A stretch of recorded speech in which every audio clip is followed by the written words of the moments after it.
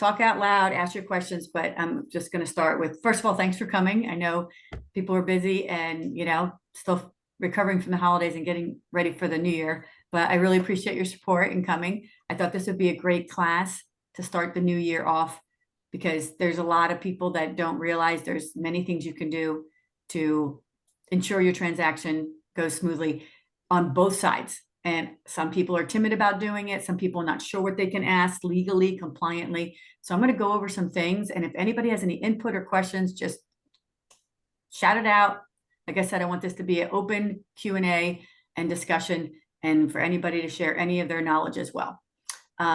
So thank you for that. So let's just talk about, first I want to start off by asking, I don't want to be negative, but has anybody ever had a last minute situation or a transaction fall apart? Just say yes. Yes. Yes. Yes. Yes. Yes. Did any of you want to share what happened quickly? Like what happened with that, how it fell apart or got into trouble? Anyone?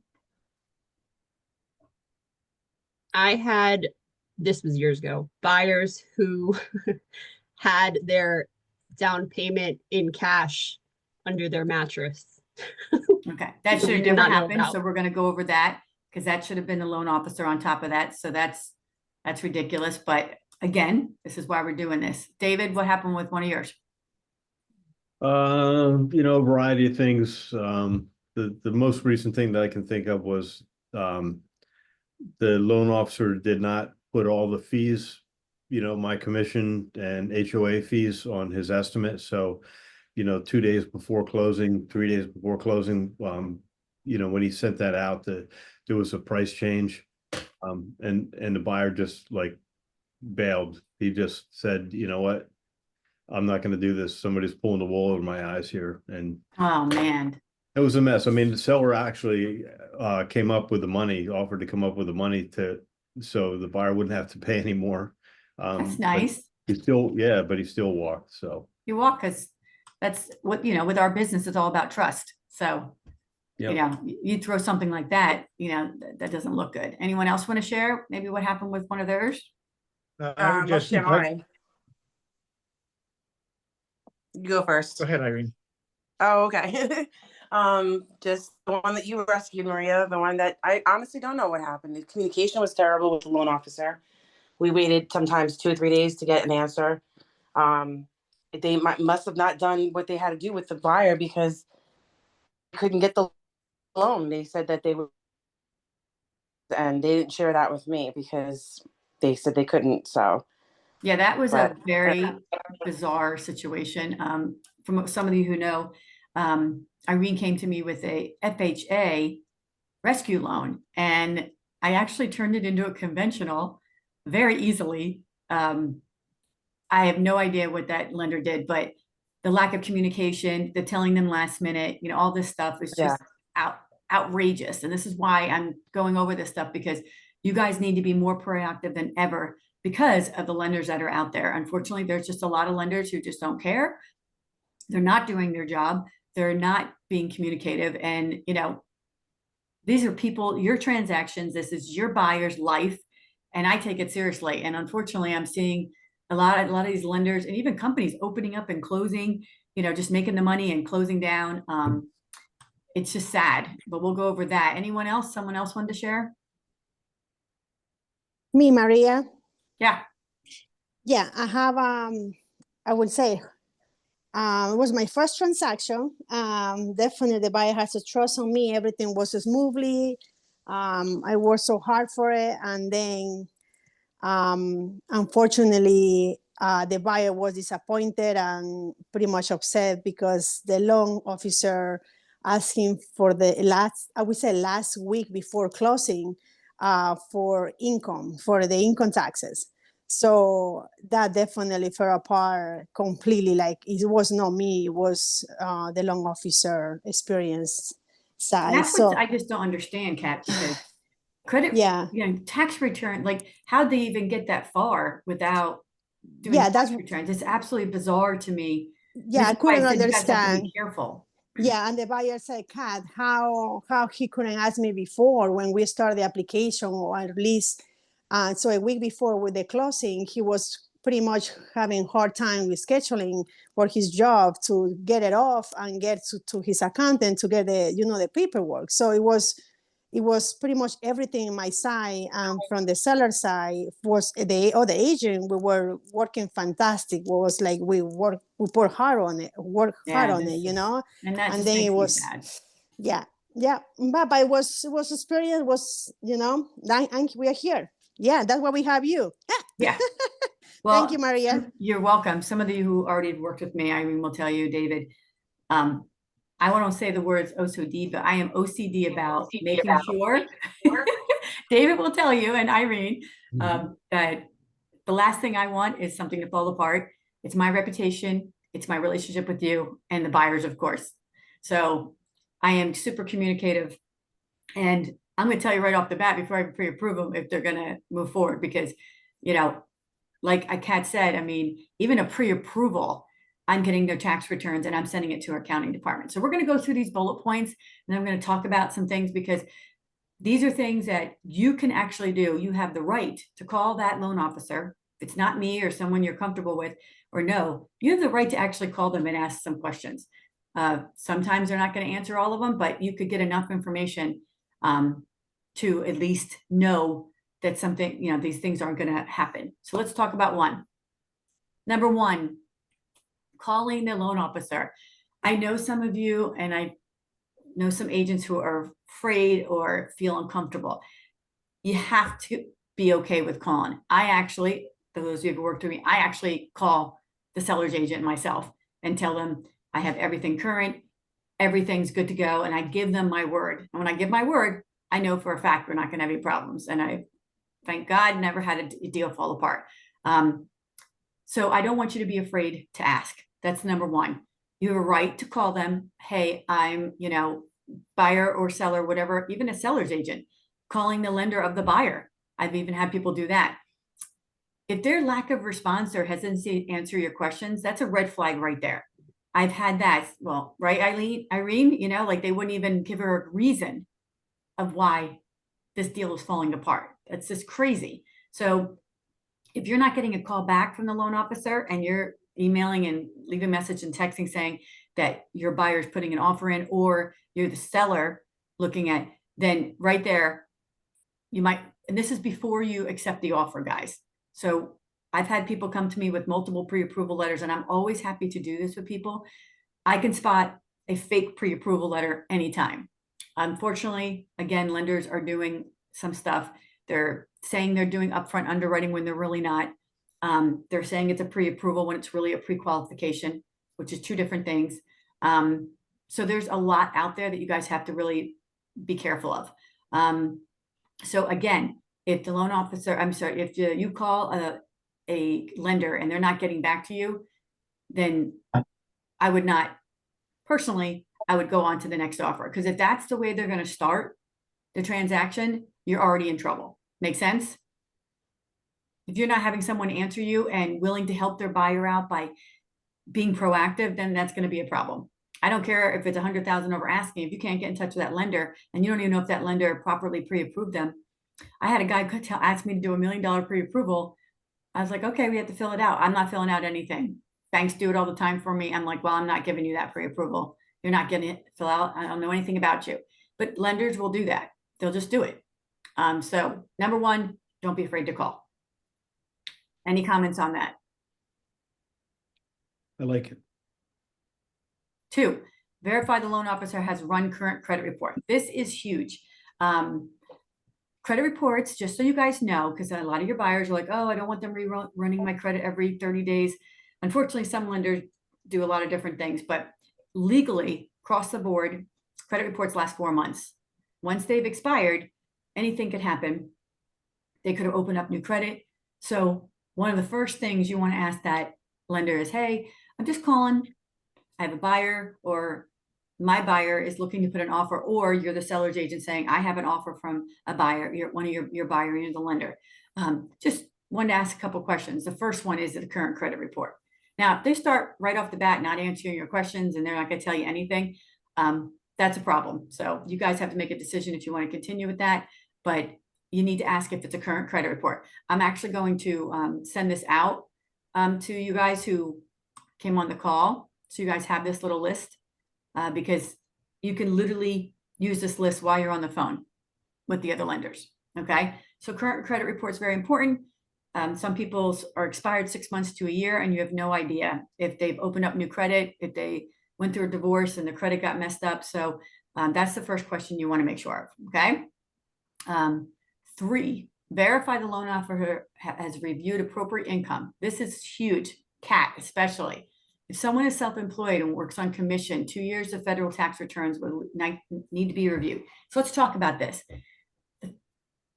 It's your job to find them a property. It's your job to talk to them a little bit. I do tell agents, listen, when you're getting a new buyer, you might want to say, hey, what type of job do you do? Like, I wouldn't ask a lot of questions because that's my job, but it's always good to just make conversation. If they're W-2 or if they're self-employed. If they're self-employed, that is a huge thing to get on top of right away. Unfortunately, most lenders do not get we have a accounting department free of charge. Even before I run their credit, I take their tax returns, I send them to our accounting department. I'm sure you guys know from being 1099 Schedule C's that taxes, there's a lot of write-offs, there's a lot of expenses. So do any of you know the difference between income with tax returns and income with a W-2 paycheck? Does anybody know the difference of how lenders qualify people? Nobody? All right, good. This is important. All right, so you get a W-2, right? You get a paycheck, you get all those deductions. Every lender goes by a W-2, regular paycheck goes by gross, which means that is the amount that they're getting before deductions. So this is really important because we all know deductions are taken out. Self-employment tax goes by net income. And this is huge, guys. So as soon as your buyers say they're self-employed, this is a huge issue that you need to say, you know what? I have a lender who will analyze your tax returns for free to make sure you have enough income. So in the mortgage world, this is across the board. We take their gross income and then all the expenses. You guys have expenses, right? Don't you guys write off stuff? Car, gas, whatever you write off. Every self-employment does. I had a buyer, and I kid you not, came to me and his deal fell apart. And I said, let me see your tax returns. The man literally made $400,000. I took, and it was like a 100-page document each year, sent him to the accounting department, and that they literally said they've never seen anything like it. That the accountant, because unfortunately, always be aware of your tax returns, you guys, because accountants write off stuff and they might not tell you. His net income after expenses was $40,000. And that's what I had to go by. So it's really important with self-employment that if you're going to use me, I will take their tax returns right away just to make sure that they have decent net income. So it's their gross minus all the expenses. So income for tax returns for self-employment goes by net. W-2 regular paycheck goes by your gross. 2 totally different things as far as qualifying. That's why I tell people from the beginning, hey, before I even start this, why don't you send me your returns? Happy to get them reviewed by our accounting department. I mean, you guys, when we say upfront, we do everything upfront. We do tax returns, variable income. If you have a buyer that, oh yeah, I work 40 hours a week and then I get their pay stubs and one's 20 hours, one's 30 hours. That's called variable income. That's a problem because then we have to take a 1 to 2 year average. And that is extra calculations. If you guys have a buyer that their lender is not calculating properly from the very beginning, it is going to be a huge issue. I've had people tell me all the time what they make, and then I get the income analyzed. Again, no charge for this. I don't even have to run their credit. I can just send their documents right to our accounting department and they'll calculate everything. And then I can tell them, hey, you know what? You got some decent income here. Let's move forward. So big, factor to know here. So again, if you are chit-chatting with your buyers and they're self-employed, get them to me. I'm going to, of course, ask you to get them to me, but if you have a trusted lender or something, get them analyzed by a professional accounting department. I'm not a tax person. I can do certain things, but when it comes to taxes, there's a lot of write-offs and there's a lot of things. So know that. Okay. Number 4 is huge, the underwriting system. All right. I know somebody's got to know this. Who knows what underwriting system means in the mortgage world? What does an underwriting system mean, or being underwritten mean? What do you have to know this? Come on.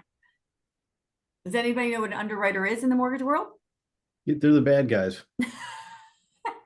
They're the guys In who my company, they're the good guys. they're the ones who screw everything up for us, I think, right? So an underwriter is a licensed, like you're a licensed agent. The underwriter is the actual person who is licensed in that state, and they have to follow Fannie Mae, Freddie Mac, and they have to follow guidelines. So like David said, they're the nightmare. They can be the nightmare, but they don't have to be the nightmare if the loan officer is doing their due diligence. Okay, so I already am like a mini underwriter. I've learned so much over the years that I'm already collecting stuff. Like Irene, right? Perfect example. I collected so much of their stuff because I knew what the underwriter was going to want. So I'm collecting that stuff up front for the underwriter. So when the underwriter approves it with conditions, because no one's going to approve a loan and clear to close it in the beginning. It's not possible. You need appraisal, you need title and everything. But I'm collecting the documents knowing, like a divorce decree, alimony, child support. People don't ask about that. You have to ask about it. You guys don't have to ask about that. That's something I ask about. But super important because that's counted in part of a monthly debt. So it's super important that an underwriter reviews it immediately. So movement mortgage, upfront underwriting. The beauty of our upfront underwriting is, number one, we're super fast. I mean, I worked at Wells Fargo my first year in mortgage, and I cried every day. I mean, I couldn't even get a processor to look at anything. Underwriters, you weren't allowed to call them. They literally would hang up on you. It was so toxic. And then I come to movement, and I was like, underwriters are calling me, making sure, asking me questions. So amazing. I'm very proud of my company because this upfront underwriting, anybody can say they do it, but we're the real deal. Like, we even do it for pre-approvals. So if you have someone coming with me, tax return, self-employed, or variable income, that's a big one, we can actually send it in for a upfront underwriter approved pre-approval, which means that's an instant mortgage commitment.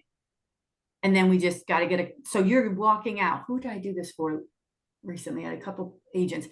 They're literally going to, with their offers, saying they already have a mortgage commitment. But I can't do that with every loan. If it's a W-2, that's easy. But if it's a special loan like self-employment or variable income, we will do an upfront underwriting pre-approval for you.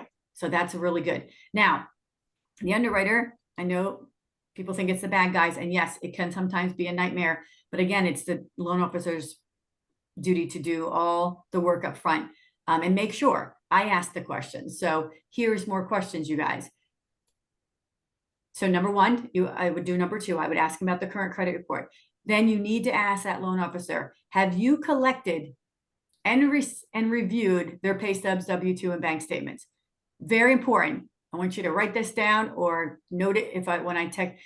You want to hear them tell you, yes, I've collected everything. Because a pre-qualification, and even though it says pre-approval, you need to look at the fine print, everyone. A lot of times it says this is not a pre-approval. It's subject to blah, blah, blah, blah, collecting certain documents. That is not going to get you anywhere. You need someone who's going to tell you, yes, I collected pay stubs, W-2s, bank statements, fully pre-approved these people. If you don't have someone telling you they've done that, you need to run because you're up for disaster. And I'm not being dramatic. I've literally had people call me with pre-approvals, deals falling apart. I'm like, I don't understand. Didn't they collect? No, they never collected anything. And they're first-time home buyers. They don't know, you guys. They don't know they need to give all this stuff. So if you're ever working with me and your buyer complains that I ask for too much documents, no, it's for their protection, which I tell them, and it's for your protection. Because I won't put a pre-approval, my name on one without collecting everything. And that means a divorce decree. That means bankruptcy documents, anything that could affect your loan and our deal, I'm collecting up front for the pre-approval. And then when we go under contract, we'll collect whatever we have to do as far as that. Any questions so far? Has anybody ever done this? And any of you called the lender and asked any of these questions? I have Who has? me, And how did it go? It depends, sometimes good, sometimes not great. For me, especially like if the other agent, I'm not super confident in their ability to dot their I's and cross their T's, especially if I'm the seller, I'll definitely make sure the lender is the first person I call when they're putting in the offer. Like I stay in contact with the lender a lot to make sure timeframes are being met, docs are being given, like all that. So basically doing the same thing I would do if it was my buyers. That's good. That's a good agent. Do you find that the lenders are hesitant to give you information? Not usually. That's Mm-mm. good. Good. Anyone else ever make any calls? Good and bad experiences? No? Sure. All right. You guys got to start making calls. Because Yeah. I'm telling you, this is what you need to be doing to make sure in the coming year and whatever future years that your deals don't fall apart. Any buyer that you have a pre-approval with, you need to call that lender and ask them if they're fully pre-approved. And if you're on the seller side, like Wendy said, you need to call, especially, you know, if you're considering the offer, and use some of these questions. So let's talk about number 6. This is a question that I don't think they're going to allow you. You can always ask it, but this is a question that's really important. Bankruptcies, foreclosures, and short sales. I can't even tell you how many times people tell me they don't have these, and then I pull their credit and they're on. So this is really important because it depends on the programs. FHA is wonderful when it comes to bankruptcies and stuff. You do not have to wait as long for VA, FHA, as far as conventional. So I switched Irene's from FHA to a conventional, but I also can switch a conventional to an FHA when the lender didn't do their due diligence and then, you know, they found a bankruptcy. So super important. This is another good question. Number 7, have they reviewed? So have you reviewed their work history covering the last 24 months? Again, this is the same kind of question when it comes to pay stubs, bankments, and W-2s. If they're not telling you that they collected all documentation, you need to be very careful and very wary of moving forward with that transaction. Did the loan officer verify child support and alimony? Okay, how many of you people know that when you have a divorced buyer or seller that you have to count their monthly alimony or child support in their debt to income? We all know what a debt to income is, right? Tell me if you don't. Okay, so debt to income, their monthly income minus their monthly expenses, and then we roll in what the house and the taxes are. Debt to income.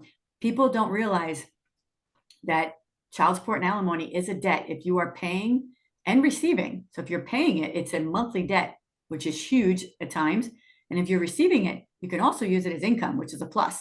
People don't realize they can use their disability as income, their pension, they can use child support as long as they've been receiving it for 6 months consistently. So if someone like a, you know, a buyer's telling you, oh, you know, I'm self-employed. Oh, well, you know, we can possibly do that. Or, you know, I'm divorced and I have disability and child support. I literally qualified a woman a couple weeks ago on her pension, her Social Security, and her child support.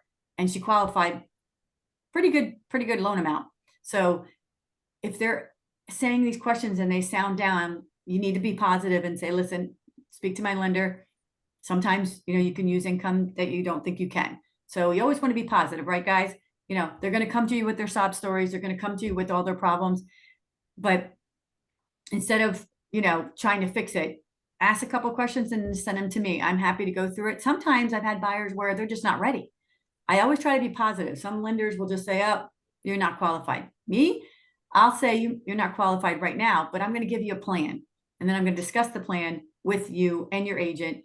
Sometimes it's just getting some more money. Sometimes we have a rapid rescore where we can help repair their credit and get their score up where they need to. So you always want to be positive. And if they tell you, oh, I got denied by this lender, just because they're denied by another lender, you guys, does not mean I can't pre-approve them.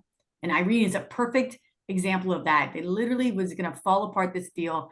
And I still don't understand how they even want FHA in the first place, but to switch it to conventional. Robert, you have a question? Yeah, See a hand well, up. I just wanted to point something out. I got burnt one time. A buyer had been uh, using, what is it, child support for income or part of their income.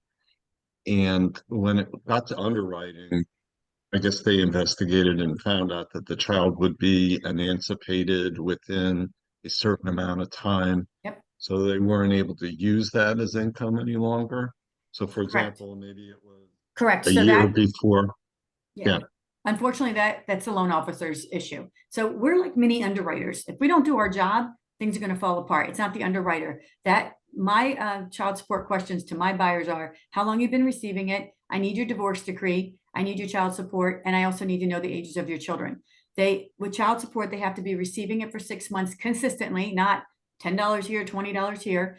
And if they have to consistently be going to be getting it for 3 years. So emancipation, I actually had this situation with, a pre-approval just last week, Robert, and they're like, oh yeah, I'm getting it for the next 10 years. I look at the divorce decree. She's getting alimony for 10 years, but her child's graduating college next month. It was like, in April or something, last April. When was it? No, it's actually recent. She was going to be graduating this year, the senior in college. And the divorce decree said that emancipation at 18. Whereas when I got divorced, I knew that we made an agreement on our divorce decree that even though they're going to be 18, I will still be receiving. So I gotta be in charge of that. So Robert, unfortunately, your loan officer should have looked at the divorce decree or the child support, and they should have known you have to be receiving it for 3 years or more to count it as income. That is the law. So again, these are why I give you these questions, to ask those loan officers. And I'm saying, you guys, like, I have no problem with people calling and questioning me, even though I do my part. Don't be afraid to call, because this is your buyer on the line. This is your commission. You can always do it with kindness. And I know you guys don't know all the rules and laws, but these are perfect questions, basic questions that you can call your loan officer for your buyer or seller. And listen, you're welcome to ask anyone. And sometimes they'll say, listen, I can't divulge that. But some of these questions, they absolutely can tell you and should tell you to make you feel more secure in your transaction. Any comments so far? Maria, I have a question. When they're verifying the child support, is there a way that you can verify that it's actually current? Like, I can see, like, you have the decree saying they have to pay whatever, but at the same time, do they verify that it's actually being paid? I do. That makes sense? I get their Okay. pay stubs. If it's not taken out of their pay stubs, I'm looking at their bank statements to make sure they're receiving it. But if it's the other, yeah, like the other way, so the bank statement showing the deposit every month Yeah. on So I mean, time. if you're on the Okay. seller side, If you're a buyer and you receive child support. yes. So Okay. my buyers have to show me divorce decree, and sometimes they're actually getting it, into their paycheck. They're getting it automated debit into their checking account. There's always a way to verify it, and I verify 6 months, and I make Okay. sure it's consistent. This is the biggie. I had a lady tell me she gets child support. I looked at her bank statements. I was like, this is not the same amount. Oh yeah, well, he doesn't pay me on time all the time. Well, that's a problem. Okay. It's got to be consistent. It's got to match the court order or the divorce decree. That is the law. And if it doesn't, you can't use it. I actually, when I got divorced, I remember specifically, because I did my own loan with Movement. And I remember, because I have a very amicable divorce situation. So he would sell me. And then if there was an extra expense for the girls, I was like, oh, just take out for that month. So my Zells were inconsistent.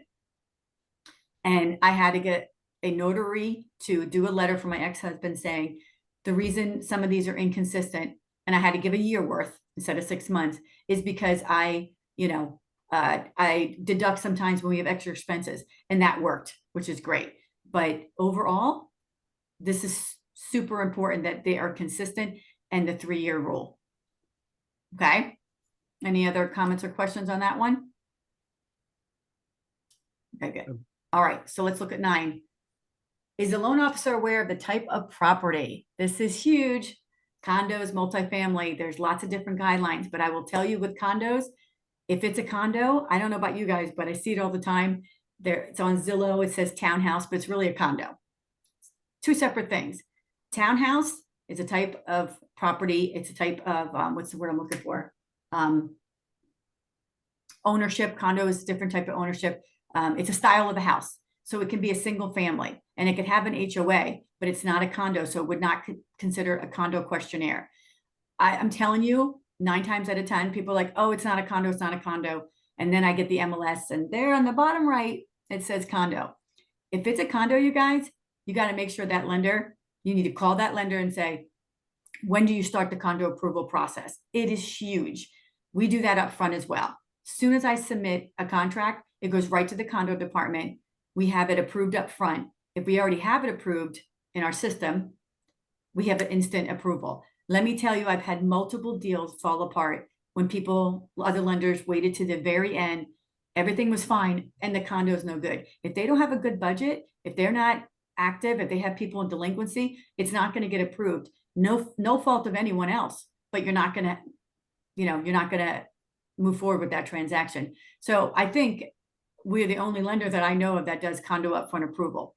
Not only do we do it up front and we pay up front for the questionnaire, God forbid that it falls apart. Let's just say, we're moving along and then we finally get the condo approval and it's got a problem. We don't charge for that. Like if the deal falls through, we don't charge for them for that condo, even though we paid for the condo questionnaire. If it goes through, everything's good, then they reimburse us. So most people do not. I don't know actually any lender. I don't want to speak for everyone, but I think we're really unique when it comes to that. And even if it's a townhouse, we're reaching out to the association to make sure, everything's good. And fees, because you guys know on the MLS, they're not always saying what those fees are. Some of these condos and townhouse, oh, we have an application fee of $500. Oh, you got to pay $1,000 just to buy a house in our HOA. These are fees, like David said, that are need to be. So with all the stuff that's happened, the buyer's commission, I'm even more on top of our disclosures and everything to make sure as much as I can find out. And that's why it's important for you guys also to make sure your lender knows if your buyer's commission is being paid, out of pocket, some of it, or it's being paid by the seller's agent. This is happening a lot. And I have to ask people who are not telling me, I'm like, hey, how is your commission being paid? So that's really important that you are communicating with your lender that how you're getting paid. Because if they don't have the closing costs, like David said, his buyer felt like they were pulling the wool, but some of them don't have it. They don't. I had one contract and I'm like, whoa, seller's agent was paying nothing. And I'm like, your buyer doesn't have, are you aware that your buyer doesn't have this? And they're like, no. And I'm like, well, because the transaction before that, the seller's agent was paying them. So it's really important, you guys, that you communicate with your lender as well, how you're getting paid, because they're not paying attention. And the condo upfront approval, I'm telling you, we're amazing at it. And I've gotten condo approval within a week. So if you ever have a condo, and if you have a condo rescue, I've done that too. So keep me posted if you need anything. Number 10, purchase contingent on the sale of any current property. All right, that's really important to ask, especially the seller's agent, because unfortunately people are saying it's cash when it's not, saying there's no contingency when there is. They're trying to pull the wool over and it's not cool. And I don't care if a deal falls through. Honesty is the best policy. So you guys definitely need to ask that question. Is this contingent of sale of a property? I don't care what the offer came in as your buyer's agent. You need to ask the lender that question, because unfortunately some agents are not being honest and they're trying to, I've had people like, oh, well, we're going to go in with a convention. Well, I'm switching to FHA. So listen, I'm not playing games. That's not honest. So you got to go in with honesty from the very beginning. So that's a big one. Number 10, do they own any other properties? Are they a co-signer on another property? Guys, just so you know, if someone co-signed for someone, they are liable for that. So people are like, oh no, I'm not on a mortgage. I'm not on a mortgage. Did you co-sign? Yeah. Well, now you're on a mortgage. That is huge.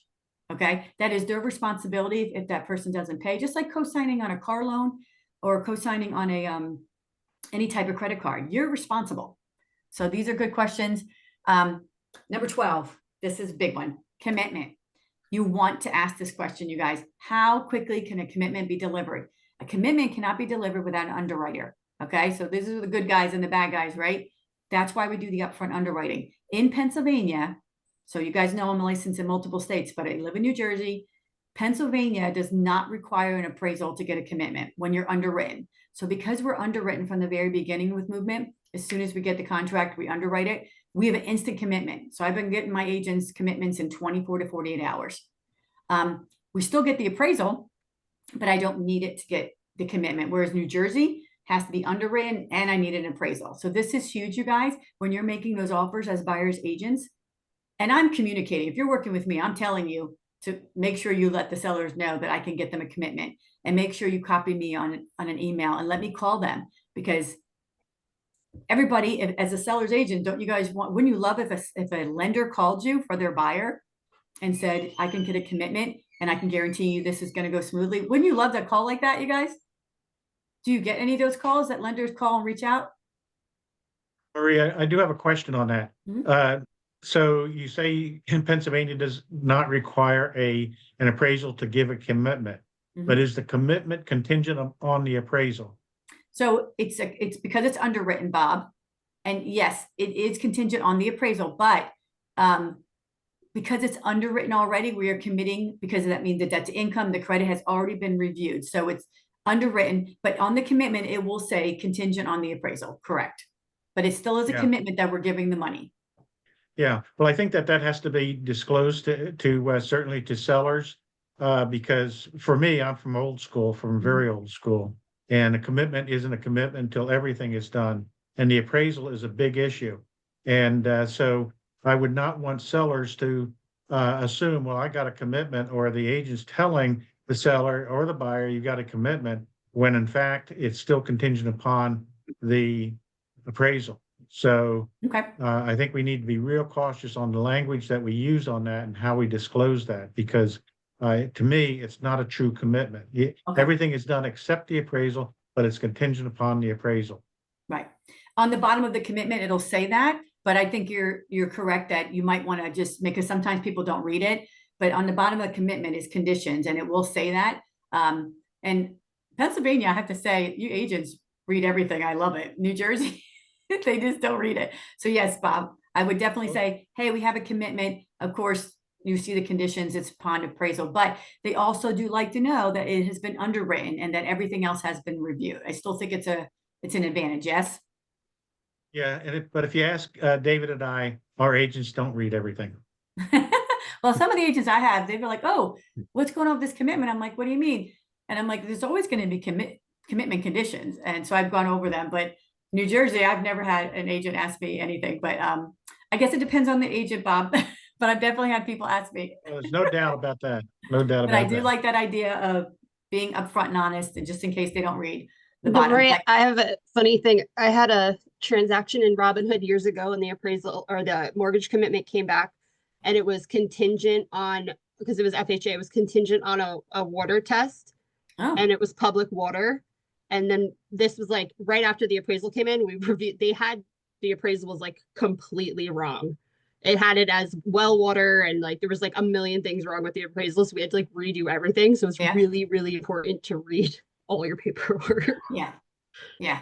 I had an appraisal come in, and I had to email the appraisal company because the appraiser put in the same thing. It was septic and it was public water.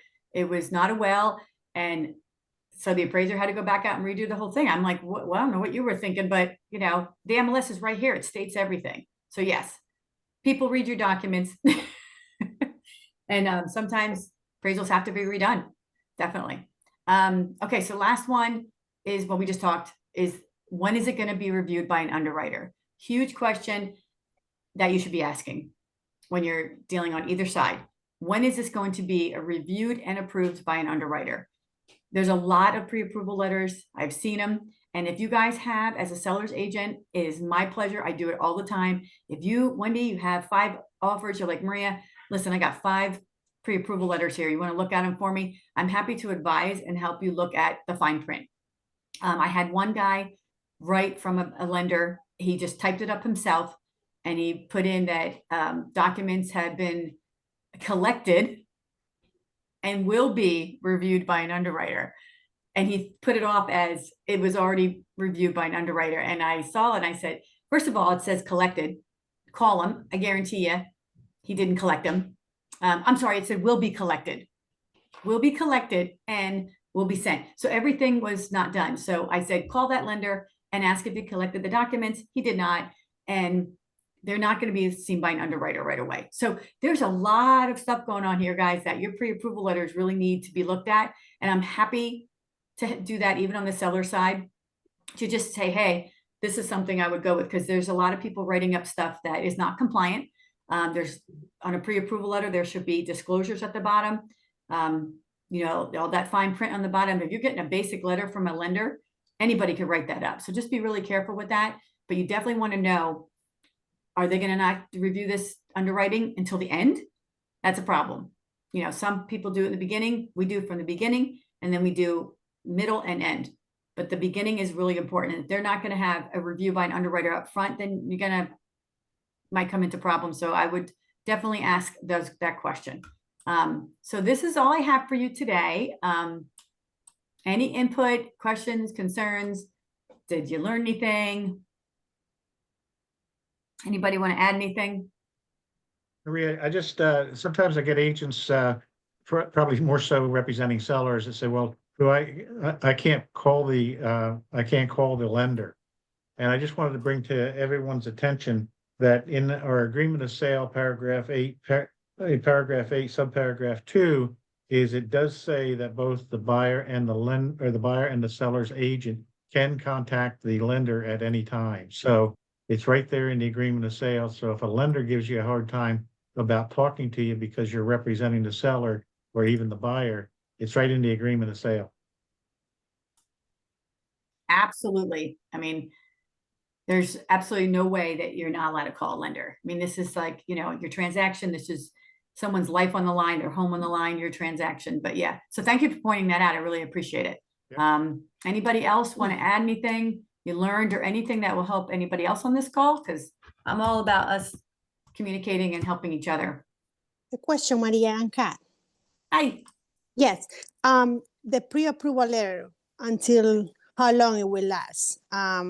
With 90 days, or how long we have as agents to try to not rush, but until they find the home. Okay, so good question. My pre-approval lasts a long time, and I'll tell you why. A lot of lenders keep making them refill it out.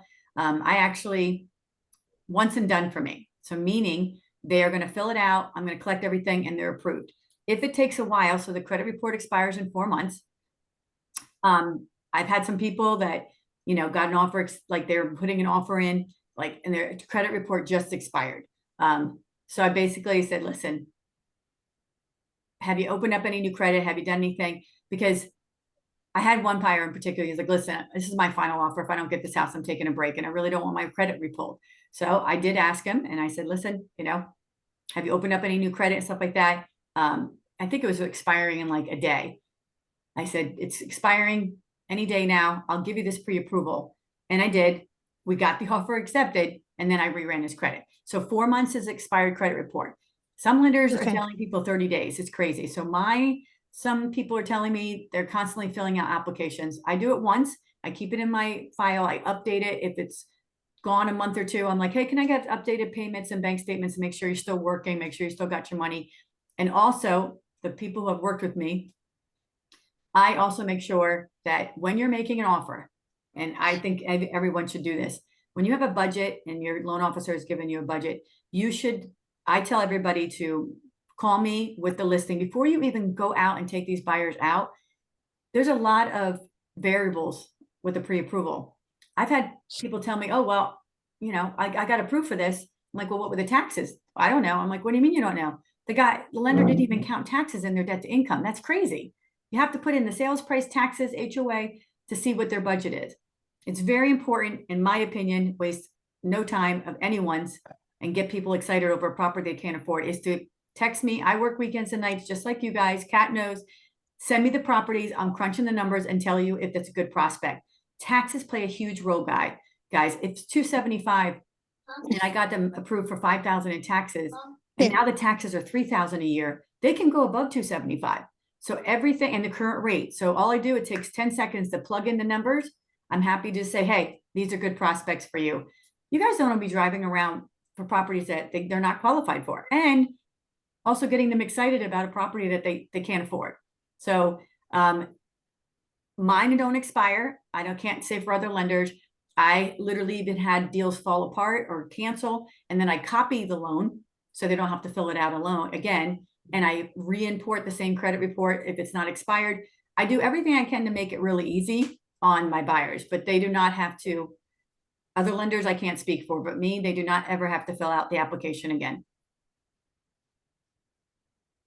But the Thank credit you. will be pulled if it's past its expiration. But I don't pull it automatically.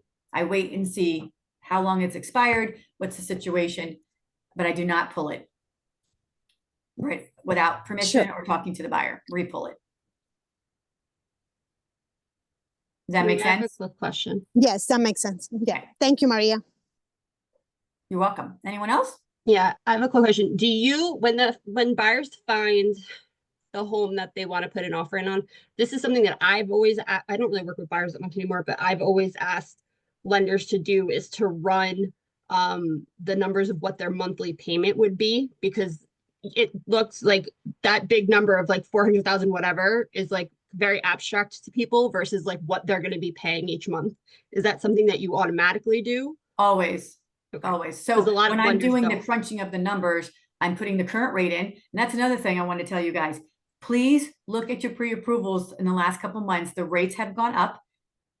They are now in the high sixes again. They have been very volatile. I'm hoping it's going to go, they're saying it's going to go down. But let me tell you, some of these people that you have pre-approved are not approved anymore. So anyone that you've got pre-approved in the last couple of months, you need to reach out to your buyers and say, hey, when's the last time you checked to see current rates to see if you still qualify? Because if someone has a really high debt to income and they're maxed out, they have no room if the rate goes up. So it doesn't mean they won't qualify, but their budget might change. I look at their rate, I plug in their taxes, Wendy, everything, HOA, I tell them what their payment will be and their payment with their HOA included, because it's separate, but total payment. And I also give them for that property the estimated closing costs, because every property is different. The higher the taxes, the higher the closing costs. You guys know that we collect a lot of taxes. I got burned many years ago when I first started this business, I was new to Pennsylvania mortgages, and I did not put enough taxes to be escrow, because in Jersey we escrow every quarter. So now to offset that, I literally collect 1 year of taxes to be collected at closing. And every loan I've done, usually my closing costs come down a little less. The worst thing you want to do is say, oh my God, like David, oh my God, you owe a couple more thousand. It's a trust issue. So I tell my buyers, I'm very communicative with them, Wendy. Listen, I'm going high with your homeowner's insurance quote, because you have to shop for that. And I'm collecting 13 months of taxes, but it's probably going to be less, but I'd rather go high because I don't want. So the worst thing you want to do to a buyer is tell them their closing costs, and now it's thousands more. It just ruins your credibility, and it hurts your reputation, my reputation. So I go high. I tell my buyers I go high. And yes, I give them an estimated payment. Are you comfortable with this? And no, I'm not. Then don't make an offer. And that's why it's important to do that with me, even with you guys, because even before you talk to the buyer, a cat sent me a couple of properties the other day. I'm like, these are perfect budget. Perfect. They can even go a little higher because the taxes are so much lower than what I qualified them on. So don't be afraid, to call me and contact me first, before you even tell the buyers that you found a property they might like. But yes, I go through everything, Wendy, with every crunching of numbers. I do. Even the estimated closing costs can be more, because what if they're paying part of the buyer's commission, right? Makes a big difference, and it adds up. And you guys know Pennsylvania, it's cheaper to live, but the closing costs are higher because they have to pay half the money of the seller, the transfer taxes, and they don't know this. So many people don't know that. So many buyers. Did I answer your question? Good. Okay. Anyone else? Any input, any advice? Bob, thanks a lot for your input. That was great. Oh, you're welcome. Me again, Good Maria. job. Yeah. Thank you. I have a question. What would be the best advice, I would say, for those objections when buyers, they're afraid because of the interest rate are high? What would be the best advice from you? We can tell them we can try it again. Okay. They were denied the first time. Okay. If they were denied the first time, what do you mean? Yeah, the pre-approval. they couldn't get a pre-approval. And then we tried them to get a second time. And then they said, no, I wouldn't do that again because the interests are still high and I don't want it to try running my credit and stuff like that. Oh, okay. So this is a perfect example of, so let's say I got a pre-approval for you, Kat, and Yeah. a few months ago and the rates went up, they didn't qualify, and then the rates started going down. So my pre-approvals, like I said, they don't have to redo it. So I have that in my file. So first of all, I'm telling you all right now, it is the best time to buy when the rates are high, because there's less competition. When those rates go down in this spring, forget it. And the inventory goes up, hopefully. I'm telling you, buy now. You guys know the quote, I'm sure, buy the house, not the rate. You can always refinance, but I'm getting contracts where people are getting houses for a lot less over asking, some at asking price, because buyers are scared. They don't want to have the rate. The rate can be refinanced, and we have a no lender refinance at Movement. So if they refinance with us, most fees are third party, but there's no application fee, sometimes no appraisal fee. So if you guys are looking to get people off the fence, say, hey, I work with the lender, and there's no lender fees. Now that doesn't mean title and taxes is not done. If the loan stays with us, which most of them do, we can transfer all the taxes and stuff, so they really can roll in all their title costs, so there's nothing out of pocket except a possible appraisal. So refinancing is super easy. It's done in the comfort of their home. Notary comes to you. So push that, Kat. Hey, and also, just because they don't qualify with the higher rate doesn't mean we can't lower their budget. So again, it's all the debt to income ratio. I've had people where they're maxed out. So I'm like, all right, well, now with this rate, because they don't have any money for points, you got to look at a lower sales price. Also, I can switch them to an FHA, which is a higher debt to income and usually a better rate. So again, Kat, anybody here that has buyers that are telling their lenders they don't qualify anymore, doesn't mean they don't qualify. It just might change their pre-approval and their budget, but they also could possibly change the program. FHA is excellent for a higher debt to income, excellent, and usually a better rate. And as long as they're not, there's pros and cons to everything. But I would definitely encourage them to buy now, because when those rates go down, you guys know. Competition. Yeah, it will be. Competition's going to be more. Yeah. You're going to be paying. Would you rather pay more for the house that you're never going to get back, or pay a higher rate, or do a higher rate now and then refinance later, and you still save the money on the house? You can't get that money back on the house, but you can lower your rate. So a rate is never the perfect. Yeah, the perfect example that I say, I encourage them to, like an owner, I say you rather to keep paying to your landlord, paying his rent, paying his own mortgage, or you would rather to pay your own mortgage. That's it. When they start, indicate why now is the rate or the price of the house is too high. Right. That's what all I say is that you rather to own, or you rather to keep renting and paying somebody else's mortgage. Also, too, you could say, Kat, is number one, it's 100% interest rate. When they hear that number, that they're paying 100% interest because they're getting no equity in their home. And the other thing is, ask them how much they're paying rent, calculate it a year, and tell them how much money they're throwing out the window a year. Yeah, the savings calculator. People, they just look at it like, oh, it's only $2,000 a month. That's $24,000 a year that you were throwing out the window. And again, you guys, I'm super positive with people. If they're not ready, I just had a pre-approval the other day. They're all ready and they hardly have any money saved up. I said, listen, we have down payment assistance programs, but God forbid that falls through. We need a backup. I can't have you buying a home with no money in the bank when you close. I can't. Like, that's how I do business. I, in good conscience, can't do that. So I always make sure people have a backup, or they're going to have money left over when they close, because, you can't buy a house and have zero in the bank. You get rugs and don't forget, guys, the debt to income is nothing to do with their baby diapers and your children's and their cell phones. The debt to income is all